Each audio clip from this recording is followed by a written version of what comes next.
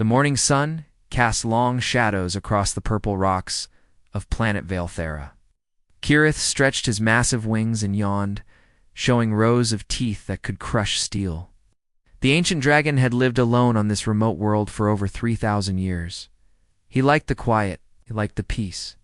Most of all, he liked being far away from the noise and chaos of other beings. But today was different.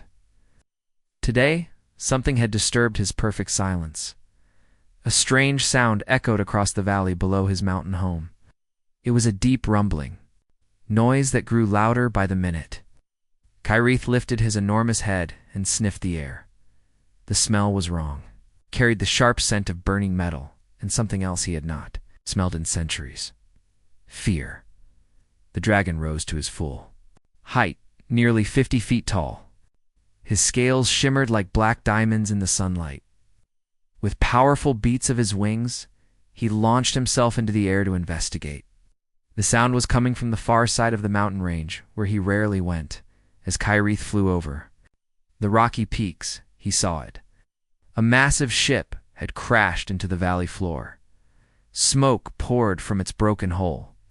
The vessel was unlike anything he had seen before. It was white and silver, with strange symbols painted on its sides. The ship was clearly not built by any species he knew.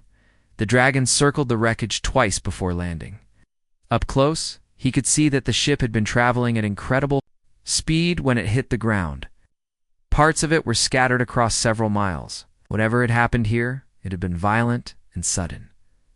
Kirith walked carefully around the main section of the ship. His massive claws left deep marks in the soft earth. The smell of fear was stronger now, mixed with something else.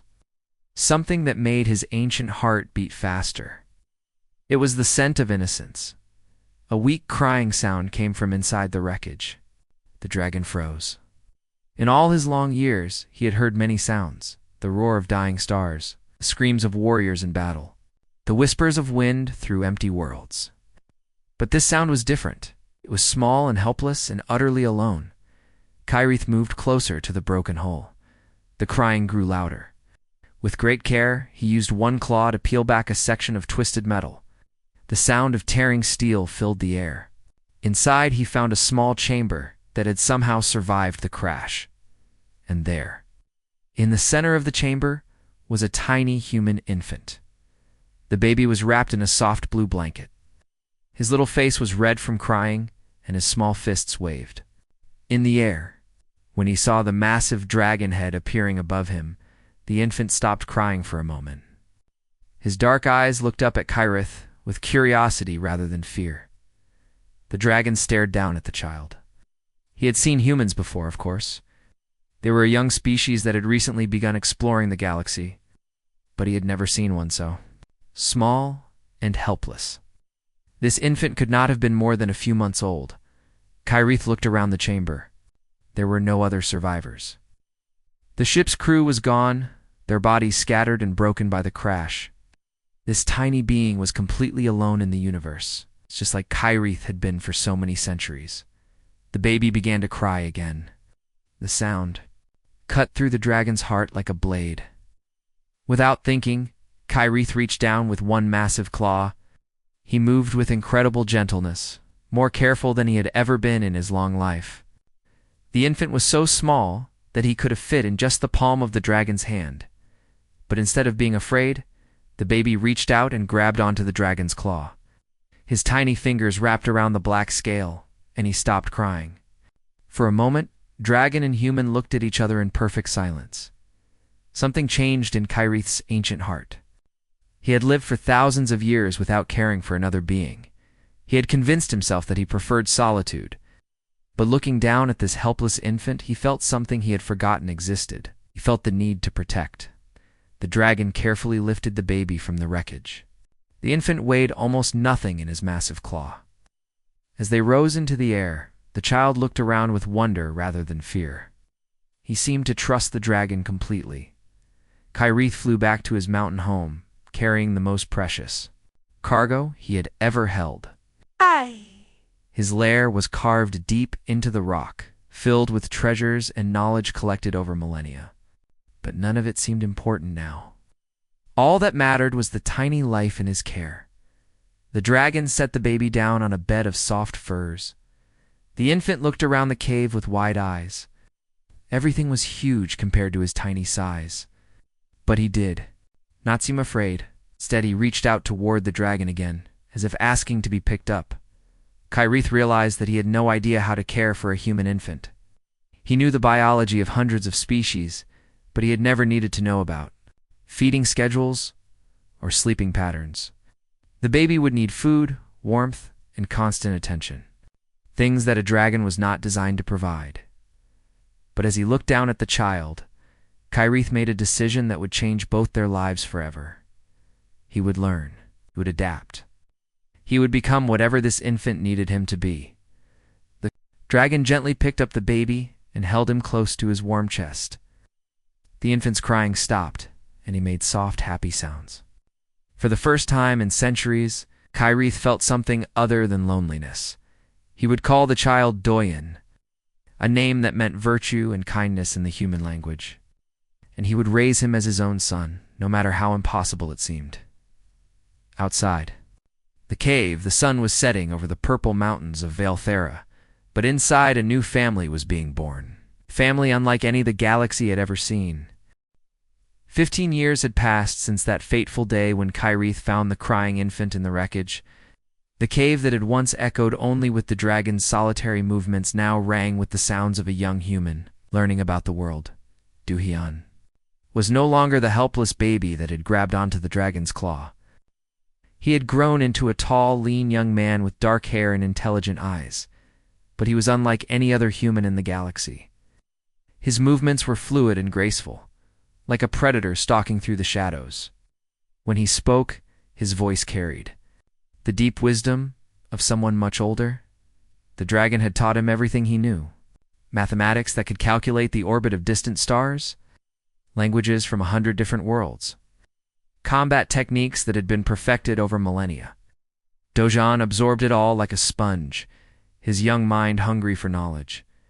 This morning, like every morning for the past 10 years, Doyen sat cross-legged on the cave floor while Kyrith shared the history of the galaxy. The dragon's massive head rested on his front claws as he spoke in his deep, rumbling voice. The Zentari Empire fell because they forgot that power without wisdom is meaningless, Kyrith explained. They had ships that could destroy planets, but they could not understand why their own people turned against them. Doyan nodded, taking mental notes. He had learned never to interrupt when Kyrith was teaching.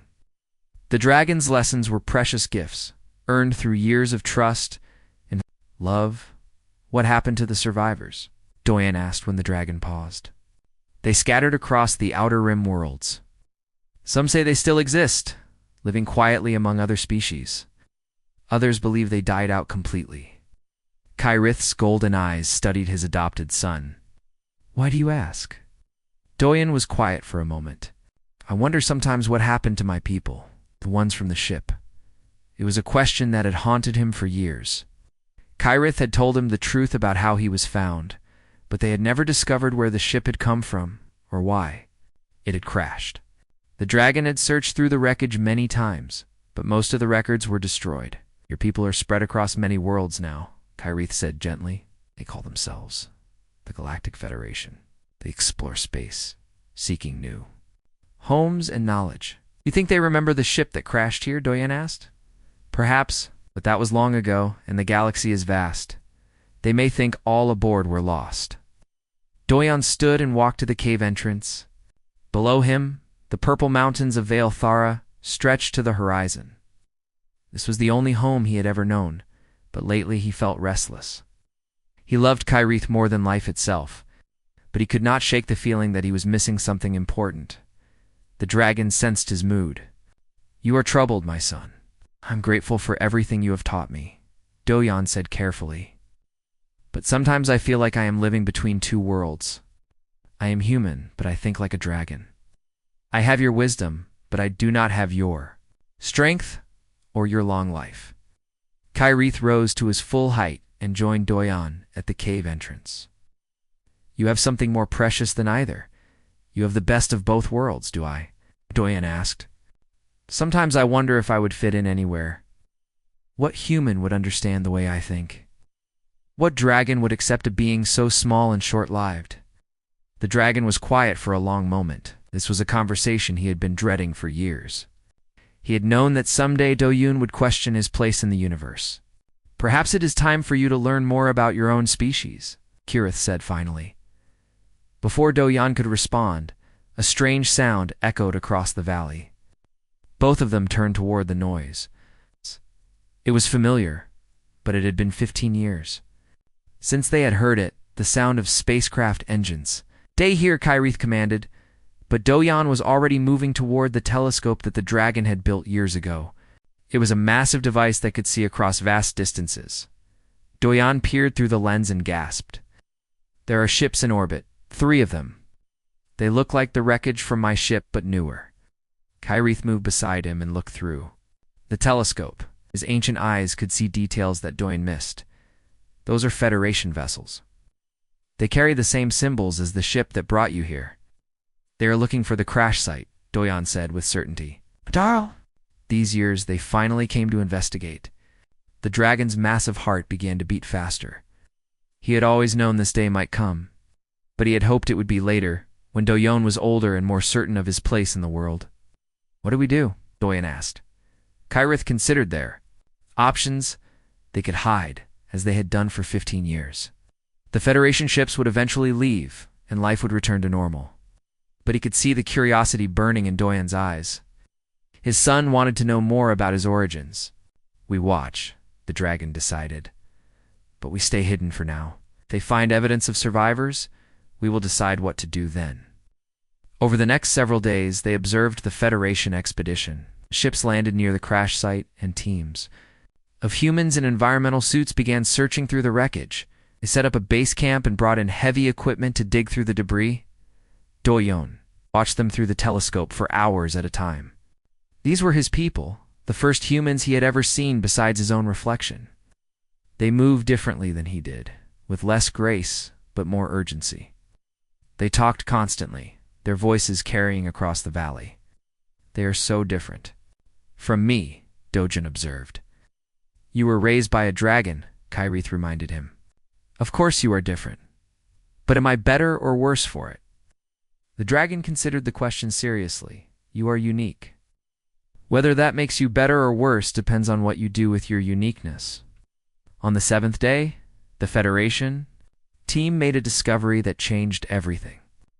They found the chamber where Do-yeon had been rescued. One of the humans, a woman with short black hair, held up a small piece of fabric.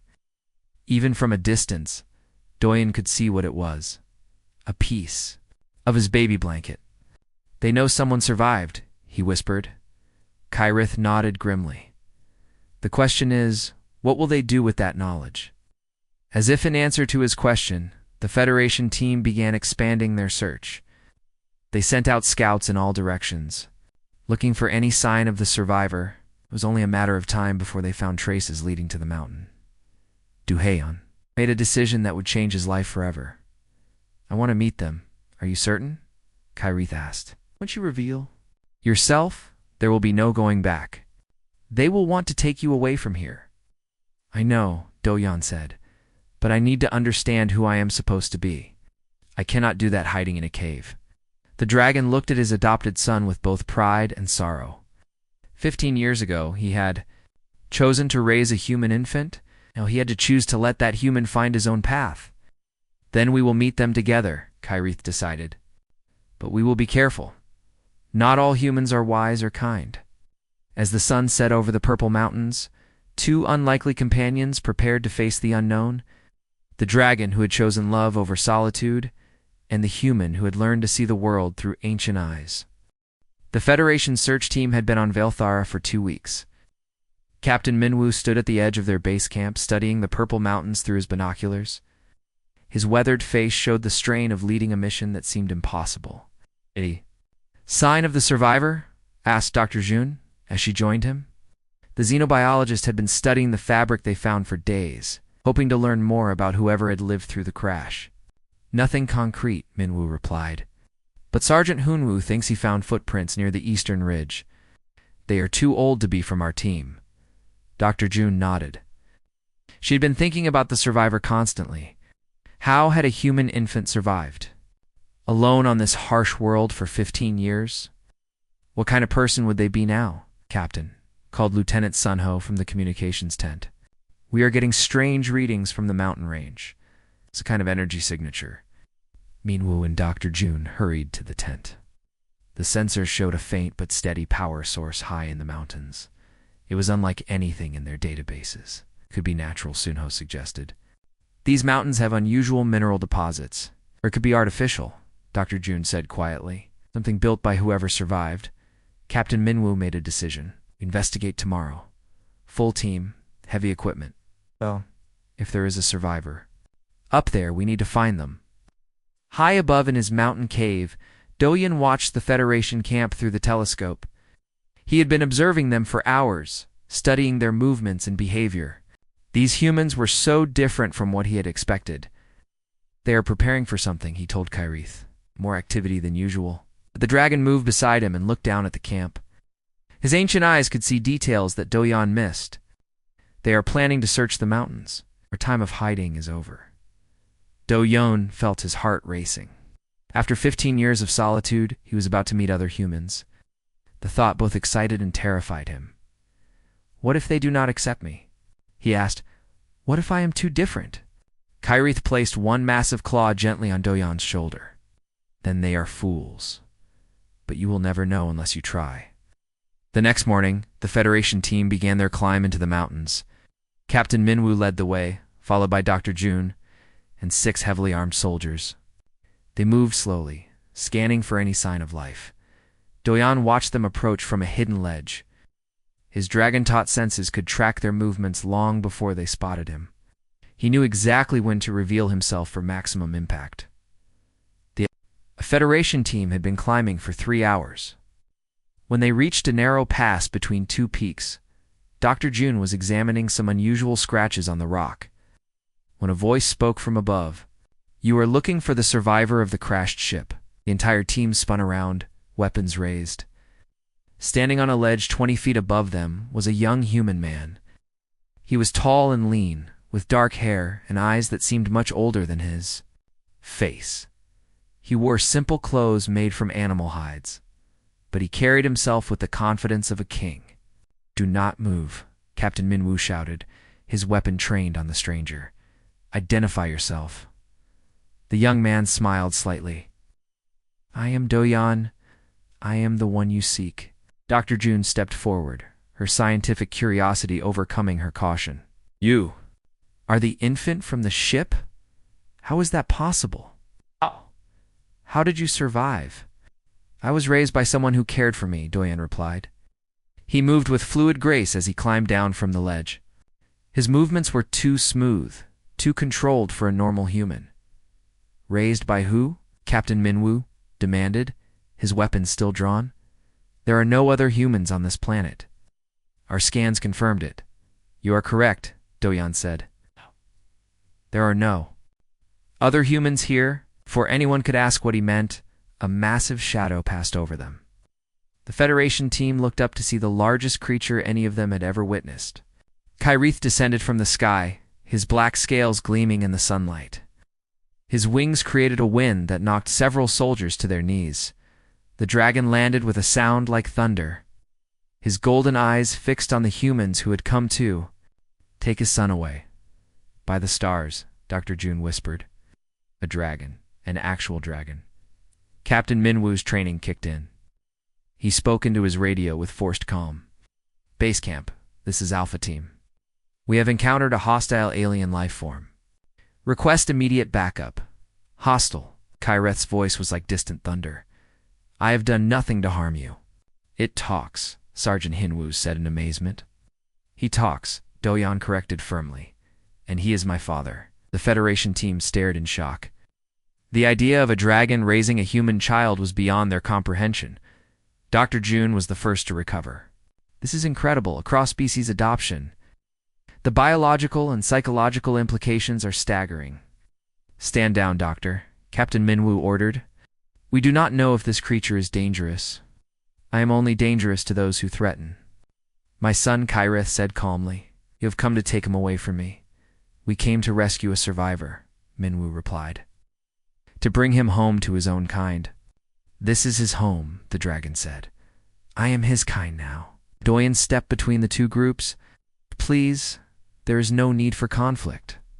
I wanted to meet you, to learn about my origins. But I did not come here to be taken away by force. You are human, Dr. June said gently. Belong with other humans. We can teach you about your real culture, your real family. Kyrith is my real family, Doyan replied. He saved me when I was helpless. He raised me with love and wisdom. He's more of a father to me than any human could be. Captain Minwu spoke into his radio again. Base camp, we need a full squadron up here. Bring heavy weapons. Kyrith's eyes flashed with anger. You threaten us with weapons? I am ensuring the safety of my team, Minwu replied, and the safety of the human survivor. The only threat here is your ignorance, the dragon said. His voice grew deeper, more dangerous. See a monster? Where there is only a father protecting his child. The sound of approaching aircraft filled the air. 3 Federation gunships appeared over the mountain ridge, their weapon systems charging. This is Commander Yuna, came a voice over the radio. We have visual on the hostile. All teams, prepare for engagement. Doyan looked up at the gunships with sadness. I do not understand.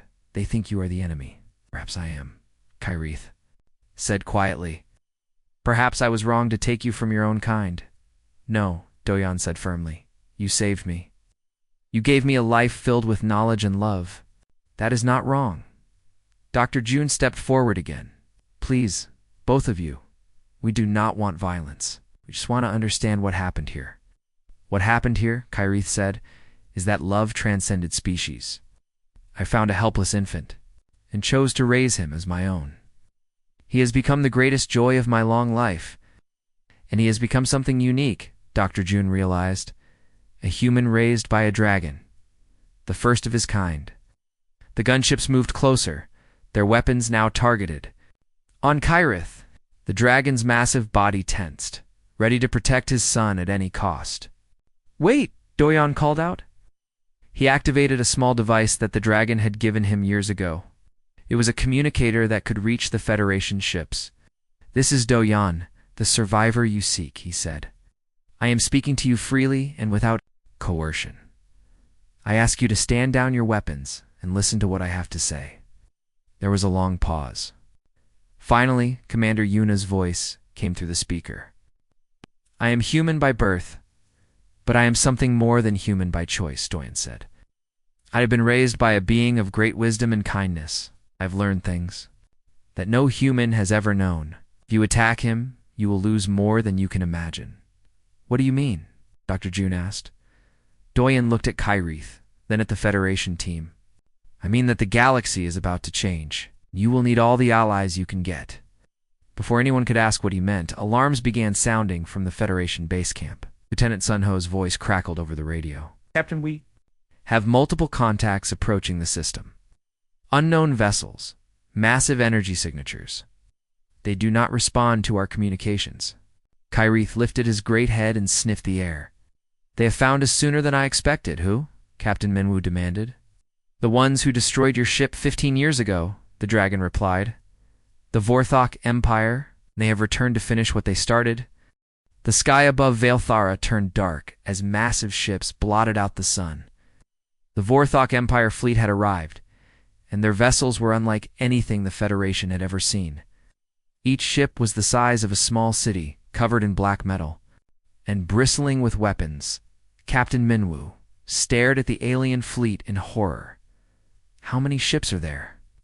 15 capital ships, at least 50 smaller vessels, Lieutenant Sunho reported from the base camp. Captain, our 3 ships cannot fight that many enemies. Dr. June watched the alien fleet with growing fear. What do they want? Kyrith's golden eyes tracked the movement of the ships. They want this planet. The minerals here are valuable for their weapons. But first, they will destroy anyone who might resist them. A new voice crackled over the Federation communications. It was human, but cold and empty of emotion. Federation vessels, this is General Taiyun of the Vorthok Empire. You are trespassing on territory claimed by the Empire. Surrender now. and your deaths will be quick. Dr. June gasped. That is a human voice. One of our own people is working with them. Some humans choose to serve the Empire rather than fight it, Kyrith explained. They believe it is better to be slaves than to be dead. Doyen stepped forward. What happened to my ship 15 years ago? Did the Vorthok destroy it? The dragon nodded grimly. Your ship was part of a colony expedition. Vorthok attacked it as it passed through this system. Most of the crew was killed, but your ship managed to crash land here before the Empire could finish destroying it. They had been hunting for survivors all this time, Captain Minwu realized. That is why they came back. No, Kyrith said. They came back for the planet. Finding survivors is just a bonus for them. The largest Vorthok ship moved closer to the surface. Shadow covered the entire valley where the Federation team stood. All Federation personnel, General Tayan's voice continued. You have 1 hour to surrender. Any resistance will result in the complete destruction of your forces. Captain Minwu activated his radio. All Federation ships, this is Captain Minwu. Prepare for combat. We will not surrender to the Empire. Captain Commander Yuna's voice came from the orbiting ships. We are outnumbered 15-1. We cannot win this fight. Then we die fighting, Minwu replied. It is better than living as slaves. Kyrith looked at the Federation team with new respect. You are braver than I expected, but bravery alone will not save you from the Vorthok. Do you have a better plan? Dr. June asked. The dragon was quiet for a long moment. Then he turned to Doyan. My son, the time has come to show you what I have been preparing for all these years. Doyan looked confused. What do you mean, follow me? Kyrith said. Both of you. There is something you need to see. The dragon led them deeper into the mountain, to a part of his cave that Doyan had never seen before. Captain Minwu and Dr. June followed nervously. Their weapons ready but useless against such a massive creature. They entered a vast chamber. Carved from the living rock, the walls were covered with strange symbols and glowing crystals. In the center of the chamber stood a massive machine that hummed with power. What is this place? Dr. June whispered. This is why I chose to live. On this planet, Kyrith explained. This machine is a planetary defense system, built by an ancient race that lived here millions of years ago. I have been studying it for 3,000 years. Doge, and stared at the machine in amazement. You never told me about this. I was waiting for the right time, his father replied. I knew that someday the peace would end. The Vorthok Empire grows stronger every year. Eventually, they would come for this world. Captain Minwu stepped closer to the machine. Can it fight off their fleet? Yes, Kyrith said, but it requires 2 operators, one to control the defensive systems and one to target the weapons. I can handle the weapons, but I need someone else to manage the defense grid. I can do it, Doyan said, immediately. No, the dragon replied. You do not have the training. It would take years to learn the systems properly. Then who? Dr. June asked. Kyrith looked at the Federation team. Someone who understands both human technology and draconic wisdom. Someone who can bridge the gap between our species. There is no one like that, Captain Minwu said. Yes, there is, Kyrith replied, looking directly at Dojan. My son is human, but he thinks like a dragon. He understands technology, but he also understands wisdom. He is the bridge between our worlds. But you just said he does not have the training, Dr. June pointed out. He does not have the training in the ancient systems, Kyrith corrected. But he has something more important. He has the ability to learn faster than any being I have ever known. He has the courage to try. The sound of explosions echoed through the mountain. The Vorthok had begun their attack on the Federation. Ships, we are out of time, Captain Minwu said. Whatever we are going to do, we need to do it now. Kyrith moved to the machine and placed his claws on a set of controls. Doyan, come here. I will teach you what you need to know. Doyan approached the machine with determination. What do I need to do? Place your hands on these crystals, Kyrith instructed. The machine will connect with your mind. You will feel the power of the planet itself flowing through you. Ajun did as his father instructed. The moment his hands touched the crystals, his mind exploded with information. He could feel the entire planet, from its molten core to its highest peaks. He could sense every living thing, every rock, every grain of sand. Now, Kyrith said. Learn to control it. The dragon began to operate his side of the machine. Dujan felt the defensive systems coming online. Energy shields formed around the planet. Weapon systems that had been dormant for millions of years began to charge. This is incredible, Dr. June said, watching the displays. The power levels are off the charts. Through the machine, Doyon could see the Vorthok fleet attacking the Federation ships. Commander Yuna's vessel was already badly damaged. Other two ships were trying to retreat, but the alien fleet was too fast. Can you target their ships? Kyrith asked. Duhain concentrated learning to use the targeting systems? I think so. But there are so many of them. Them all, the dragon replied. We just need to show them that this planet can defend itself. The first blast from the planetary defense system struck the largest Vorthok ship. The energy beam tore through its hull like paper, causing massive explosions. The ship began to break apart, its pieces falling toward the planet's surface. Direct hit? Captain Minwu reported with amazement. That ship is finished. General Taeyeon's voice came over the communications again, but now it was filled with shock. What was that? Where did that weapon come from? This is Kyrith of Valethera, the dragon replied, using the communication system. You are not welcome here. Leave now, or face the consequences. A dragon, General Taeyeon said with disbelief. I thought your species was extinct. You thought wrong, Kyrith replied, and you made a mistake coming here. The Vorthok fleet began to regroup, preparing for a full assault on the planet. But now they knew they were facing an enemy they had not expected. Can we defeat them all? Doyen asked, his hands still connected to the machine. Perhaps, Kyrith said, but it will require everything we have. It will require the Federation to trust us completely. Captain Minwu stepped forward. What do you need from us? Need your ships to work with us? The dragon replied. Coordinate your attacks with our planetary systems. Together, we might have a chance. And if we refuse, Minwu asked, then you will die, Kyrith said simply. And so will we all. Dr. June looked at Doyon, who was glowing with energy from the machine. He is incredible, a human who can operate. Ancient alien technology. This changes everything we thought we knew about the potential of our species. The galaxy is about to change, Doyon said, his voice echoing with power. The question is whether we will change it together or whether we will die separately. Above them, the Vorthok fleet prepared for the battle that would determine the fate of Valethera. But now they faced not just a small Federation force, but the combined might of human courage and draconic wisdom. The war for the future had begun. The battle for Valethera had begun. The Vorthok fleet spread across the sky like a dark cloud, their weapons charging for a full assault. But now they faced something they had never encountered before, a planet that could fight back. Doyon stood at the center of the ancient machine, his hands glowing with energy as he controlled the planetary defense systems. Power flowed through him like a river of light. He could feel every weapon, every shield, every defensive system on the planet. Shields at full power, he reported to Kyrith, but they will not hold forever against that many ships. The dragon worked beside him, his massive claws dancing across. The weapon controls? Then we must strike fast and hard. Target their command ships first. Commander Yuna's voice crackled through the communications.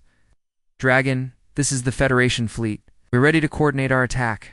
Good, Kyrith replied. When I give the signal, focus all your fire on the ships I mark. Do not waste. Shots on their smaller vessels, the Vorthok fleet opened fire. Thousands of energy beams and missiles streaked toward the planet. Doyon felt the impact as they struck the shields. The ancient barriers held, but he could feel them weakening. They are testing our defenses, he said. The real attack is coming. General Taeyeon's voice cut through the battle noise. Dragon, you cannot win this fight. Surrender now, and I will make sure your death is quick. I have a better idea, Kyrith replied. Why do you not surrender to me? The dragon fired the main planetary cannon. The beam of energy was so bright it lit up the entire system. It struck a Vorthok command ship dead center, cutting it in half. The explosion was visible from space. Now Kyrith commanded. The Federation. Ships attacked in perfect coordination. Their weapons struck the targets that the dragon had marked. 3 more Vorthok ships exploded, their hulls torn apart by the combined assault. But the Empire fleet was far from defeated. The remaining ships spread out, making themselves harder to target. They began a concentrated bombardment of the planet's surface. Shields failing, Doyan reported. I need to reroute power from the weapons. Do it, Kyrith said. We cannot fight if we are dead. Doyan redirected energy from the cannon systems to the defensive grid. The shields strengthened, but now their offensive capability was reduced. General Tayan saw the weakness. All ships concentrate fire on the northern hemisphere, break through their defenses. The Vorthok fleet focused their attack on one section of the shield. The barrier began to crack under the intense bombardment. They are going to break through, Dr. June said from her position monitoring the systems. Not if I can help it, Doyan replied. He reached deeper into the machine, finding systems that even Kyrith had not discovered. The planet itself began to respond to his call. The ground shook as massive weapons rose from hidden chambers across Vale-Thara. Defense turrets that had been buried for millions of years activated and began firing at the Vorthok fleet. Impossible, General Tayan said. How many weapons does this planet have? More than you can imagine, Kyrith replied. The builders of this system prepared for enemies like you. The battle raged for hours. Vorthok fleet slowly lost ships to the planetary defenses, but they kept fighting. Their weapons were powerful. They had the advantage of numbers. Commander Yuna's ship was hit by a concentrated missile attack. We are losing power, she reported. Hull breaches on 3 decks. Fall back, Kyrith ordered. Protect your ships. We cannot afford to lose them. The Federation vessels retreated behind the planet's shields. They were brave, but they were also outnumbered and outgunned. We need a new strategy, Captain Minwu said. We cannot keep trading shots with them. Doyan had been thinking the same thing. There is another way, but it is dangerous. What do you have in mind? Kyrith asked. I can extend the planetary shields around the Federation ships, Doyan explained. Give them extra protection, but it will leave the planet more vulnerable. Do it, Commander Yuna said immediately. We can do more damage if we can get closer to their fleet. Doyan concentrated, extending the energy fields beyond the planet's atmosphere. The Federation ships suddenly found themselves surrounded by powerful shields. Their weapons recharged, and their hulls began to repair themselves. This is incredible, Lieutenant Sunho said. It is like being connected to the planet itself. You are, Doyan replied. Use that connection. Feel where the enemies are weak. The Federation ships attacked with new confidence. Protected by the planetary shields, they could take risks they had never attempted before.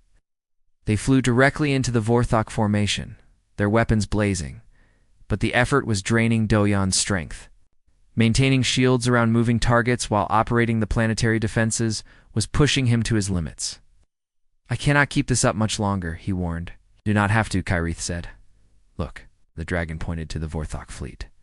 Several ships were breaking away from the main formation.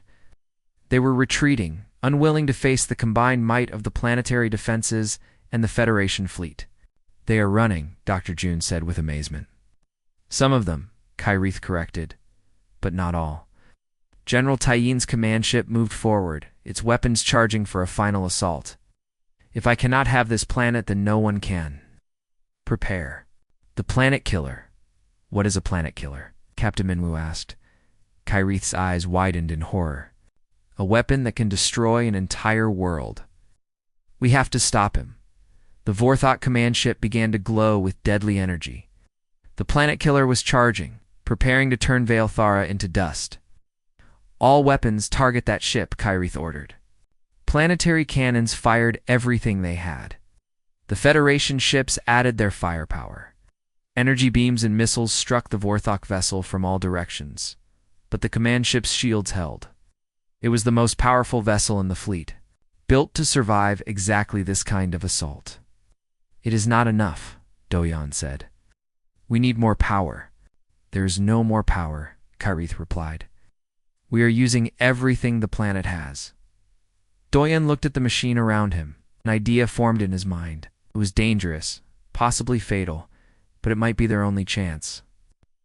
There is one more source of power, he said. Me. What do you mean? Dr. June asked.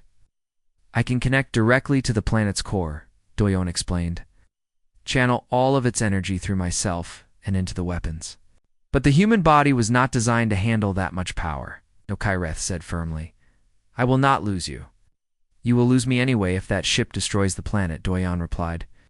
This is the only way. The dragon stared at his adopted son. For 15 years, he had protected this human child. Now that child was willing to sacrifice himself to save others. There might be another way, Kyrith said slowly. If we combine our efforts, you channel the power and I help you control it. Together, we might survive. It is worth trying, Doyon said. The dragon placed his claws on the machine beside Doyon's hands. If we do this, we do it together. Father and son. Father and son, Doyon agreed. They opened themselves to the planet's core. Energy beyond. Imagination flowed through them both. Doyon felt his human body burning with power, but Kyrith's ancient strength helped him control it. The planetary cannon charged with more energy than it had ever held. The weapon glowed brighter than the sun. Fire, Kyrith commanded. The beam that struck General Tyon's ship was not just energy. It was the combined will of a dragon and a human, working together to protect their home. The Vorthok vessel's shields collapsed instantly. The hull vaporized. The planet killer exploded in a flash of light that could be seen across the star system. The remaining Vorthok ships fled. The battle was over. Doyon collapsed, his body exhausted from channeling so much power. But he was alive. Kyrith was hurt, but not seriously injured. We did it, Dr. June said in wonder. We actually won. No, Doyon said weakly. We survived. The war is just beginning. General Taeyon's voice came over the communications one last time. But now it was different. The coldness was gone, replaced by something that sounded almost like respect. Dragon. Human. You have shown me something I had forgotten. You have shown me what courage looks like, Taeyon, Kyrith said. You are still alive. My escape pod survived the explosion, the general replied. I am drifting in space, but I am alive. And I am thinking about what I have seen here today. What do you mean? Doyon asked. I mean that I've been serving the wrong side, Taeyon said. The Empire told me that humans were weak. We needed their strength to survive. But I have seen a human and a dragon fight together as equals. I have seen what we could become. If we chose courage over fear. Dr. June looked at Doyon with new understanding. You are not just a human raised by a dragon. You are proof that different species can work together. You are the future. As the smoke cleared from the battlefield, a new alliance was being born. But the real test was yet to come. 6 months had passed since the battle for Vale'thera. The Purple Mountains that had once known only the solitude of a dragon now echoed with the sounds of construction and cooperation. New kind of civilization was being built, one that had never existed before in the galaxy. Admiral Sahi stood on the observation deck of the new Federation Dragon Alliance station. Through the transparent walls, she could see human engineers working alongside massive dragons to build structures that neither species could have created alone. The progress is remarkable, she said to Dr. June, who had become the head of interspecies relations. 3 months ago, most humans had never even seen a dragon. Now they are working together like old friends. Dr. June nodded, making notes. On her tablet, Doyon's influence has been incredible. Speaks both languages, understands both cultures. He has become the bridge we never knew we needed. Through the window, they could see Doyon himself, standing beside his father Kyrith, as they supervised the construction of a new research facility. The young man had grown even more confident since the battle. He moved with the easy grace of someone who belonged in two worlds. Has he decided about the ambassador position? Admiral Sahi asked. He accepted it yesterday, Dr. June replied. He will be the first official human dragon ambassador. The position was created specifically For him, Admiral Sahi smiled. Good. The galaxy needs more people like him, people who can see past the differences between species. Across the construction site, Captain Minwoo was having his own conversation with a dragon named Azrith. The massive creature was one of several who had emerged from hiding after learning about Kyrith's alliance with the humans. Your weapons technology is impressive, Azrith said, his voice deep and thoughtful. But it lacks the elegance of dragon design. Perhaps we can combine our approaches, Minwoo suggested, your elegance with our efficiency? An interesting idea, the dragon replied. I will consider it. These conversations were happening all over Valethera. Dragons, who had lived in isolation for thousands of years, were discovering that the young human species had ideas worth hearing. Humans who had thought they were alone in the universe were learning that wisdom could come from unexpected sources. But not everyone was happy with the changes in the communications center. A message arrived from the Galactic Federation headquarters. Commander Yuna read it with growing concern. Admiral, she called Asahi, you need to see this. The message was from the Federation Council, and were concerned about the alliance with the dragons. Some members thought it was dangerous to trust such powerful beings. Others worried that humans would become dependent on dragon technology. They want to send an inspection team, Commander Yuna explained. Wow, to evaluate whether the alliance is in humanity's best interests. Admiral Sahi sighed. Politics. They cannot see past their own fears. What do we tell them? Yuna asked. We tell them the truth, Sahi replied. That this alliance may be the only thing that saves us from the Vorthok Empire.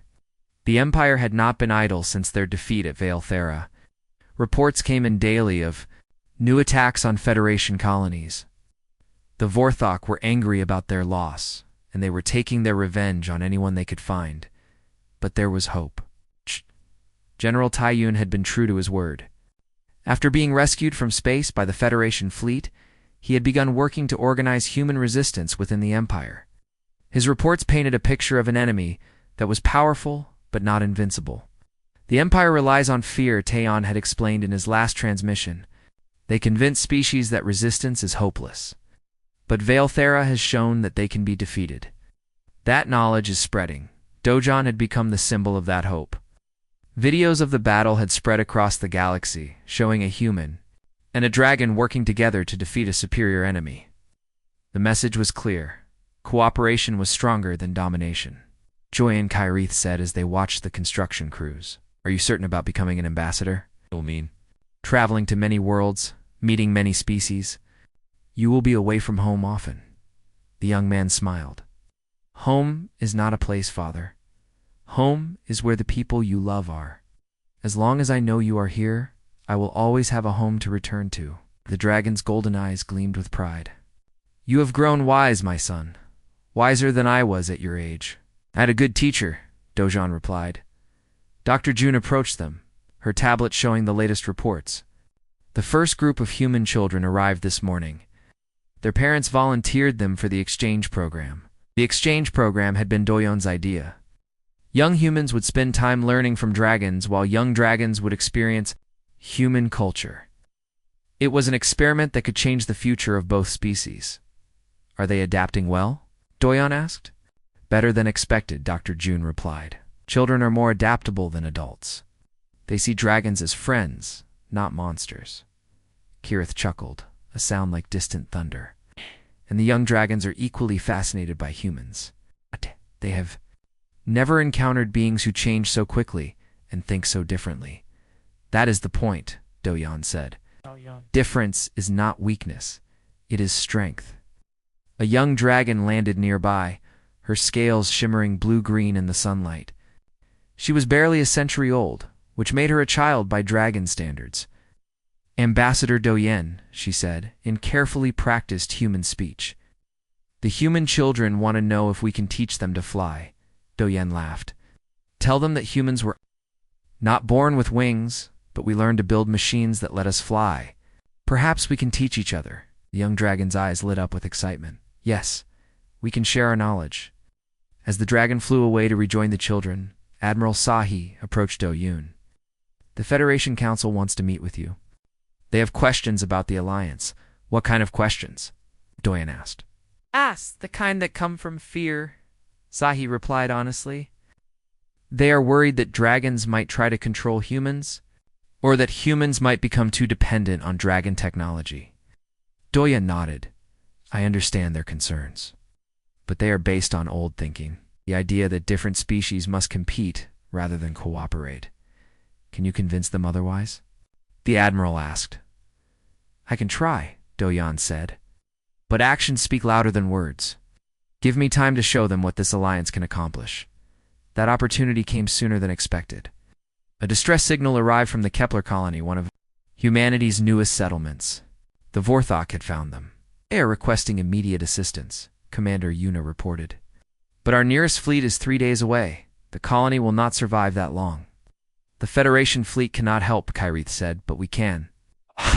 Do you mean Admiral Sahi asked? Dragons can travel through space faster than any ship, Kyrith explained. We can reach the colony in hours, not days. Now, how many dragons would be willing to help? Minwu asked. All of them, Azrith replied, speaking for the dragons who had gathered to listen. The Vorthok threaten all free beings. We cannot allow them to destroy another world. Within hours, the largest rescue fleet in galactic history was assembled. 15 ancient dragons, each carrying human crews and equipment, launched from Vale Thara. Doyan rode with his father, serving as the coordinator between the human and dragon forces. The flight to Kepler colony was unlike anything the humans had experienced. Dragons could fold space around themselves, traveling vast distances in minutes. The human crews felt the strange sensation of moving between dimensions, but they trusted their dragon partners completely. Colony in sight, Doyan reported as they emerged from the spacefold. Vorthok fleet is already attacking. The scene below was chaos. The Vorthok had surrounded the colony with their ships, bombarding the surface with energy weapons. But they had not expected dragons. Attack pattern Alpha, Kyrith commanded. Protect the colony first, destroy the enemy second. The dragons dove from space like falling stars. Their breath weapons carved through Vorthok ships like they were made of paper. The human crews added their firepower, targeting the enemy. Vessels with precision strikes. The battle was over in minutes. The Vorthok fleet was destroyed, and the colony was saved. But more importantly, the galaxy had seen what humans and dragons could accomplish together. This is just the beginning, Doyan said as they returned to Vale Thara. The Empire will send more ships, attack more colonies. But now they know they face not just humans, but the combined strength of 2 species. And soon it will be more than 2, Kyrith added. Other species are watching. They see that cooperation is possible. They will want to join us. Dr. June smiled as she recorded the mission report. The Federation Council will have to accept the alliance now. The results speak for themselves. As the rescue fleet landed on Vale Thara, crowds of humans and dragons gathered to celebrate. Children of both species played together, their laughter filling the air. Engineers shared designs for new technologies. Warriors planned strategies for future battles. Doyan stood at the center of it all, no longer the lost infant who had crashed. On a distant world, he was the bridge between species, the symbol of what cooperation could achieve. Father, he said to Kyrith, do you ever regret finding me that day? The dragon looked down at his adopted son with infinite love. My son, finding you was the greatest gift the universe ever gave me. You taught me that even the oldest dragon can learn something new. And you taught me that family is not about blood or species, Doyan replied. It is about love and choice. As the twin sons of Vale Thara set behind the Purple Mountains, the first true alliance between dragons and humans celebrated their victory. But they knew it was only the beginning. The galaxy was vast, and there were many more species to meet, many more worlds to protect. The future belonged to those who chose cooperation over domination, love over fear. Leading them into that future was a young man who had been raised by a dragon, and a dragon who had learned to love like a human.